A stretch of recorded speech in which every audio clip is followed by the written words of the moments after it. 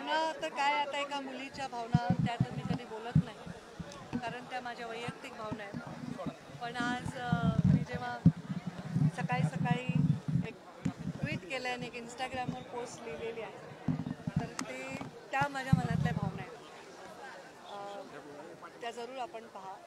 माझ्या वडिलांनी केवळ माझ्यावर नाही, असंख्य लोकांवर प्रेम केलं आहे, असंख्य लोकांना आधार दिला आहे, असंख्य लोकांच्या जीवनामध्ये बदल घडवण्यासाठी योगदान दिलं आहे आणि ती परंपरा चालवणं, ते कर्तव्य पूर्ण करणं, ह्याच्यासाठी मी काम करत आहे. आणि आज म्हणजे खरं तर आज खूप साधा कार्यक्रम मी जाहीर केला होता, पण एवढे संख्येने लोक आले, आमदारही आले काही, आणि मोठा कार्यक्रम झाला.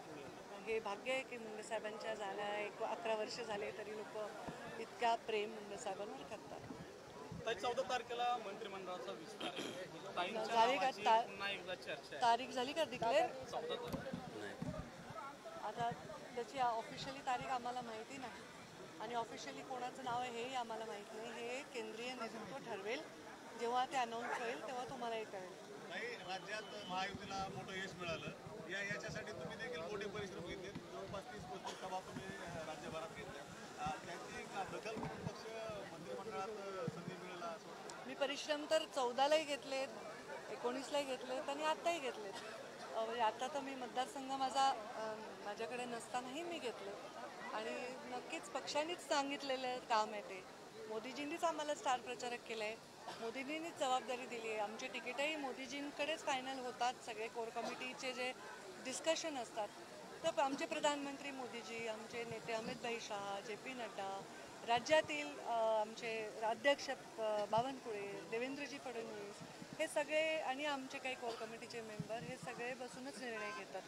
तर जेव्हा माझ्या सभा लागल्या, जेव्हा मला जे काही काम दिलं ते पक्षाने विचारांतीच दिलं असणार आहे आणि त्याची मी पूर्ती केलेली आहे.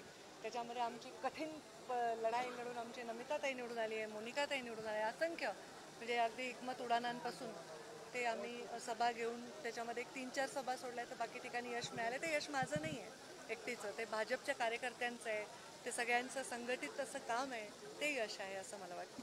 पण त्यांना प्रेरणा देण्यासाठी मी गेले, काम केलं, याचा मला आनंद आहे. मसाजोग आणि परळीच्या घटनेवरून राजकीय आरोप प्रत्यारोप, आपली प्रतिक्रिया तर माझं मस्साजोगची जी घटना आहे, त्या मुलाचा जो हत्या झाली, मृत्यू झाला, त्याच्याविषयी मी तीव्र पहिले तर मी त्या हत्येविषयी संताप व्यक्त करते आणि मृत्यूविषयी माझ्या हृदयातून वेदना, दुःख आणि शोक व्यक्त करते. त्यांच्या कुटुंबाच्या दुःखात मी पूर्णतः सहभागी आहे. माझा परिवार, मी त्यांच्या पाठीशी भक्कमपणे उभे राहू. मी स्वतः मुख्यमंत्र्यांची भेट घेईन, त्यांच्याशी चर्चा करीन आणि त्यांना न्याय मिळवून देईन. मला वाटतं आरोपी पकडले पण आहेत, तर त्यांना नक्कीच न्याय मिळेल असा मला विश्वास आहे.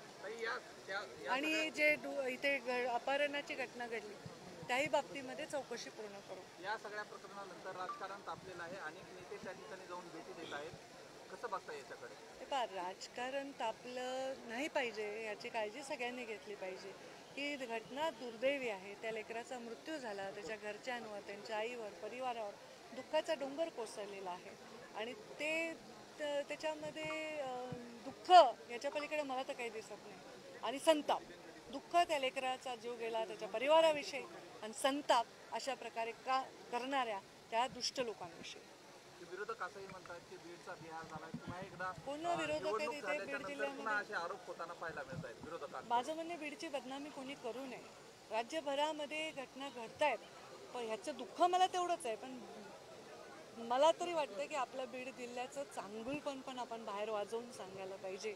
तर हे दुर्दैवी आहे असं काही नाही आहे, पण ह्या घटना नक्कीच बीड जिल्ह्याची मान खाली घालतात की तर नाही झालं पाहिजे, याची काळजी आम्ही घेतली पाहिजे. आम्ही त्या घटनांमध्ये योग्य माणसाच्या पाठीमागे योग्य पद्धतीने खंबीरपणे उभं राहिलं पाहिजे. आपोआप अशा घटना कमी होतील ना.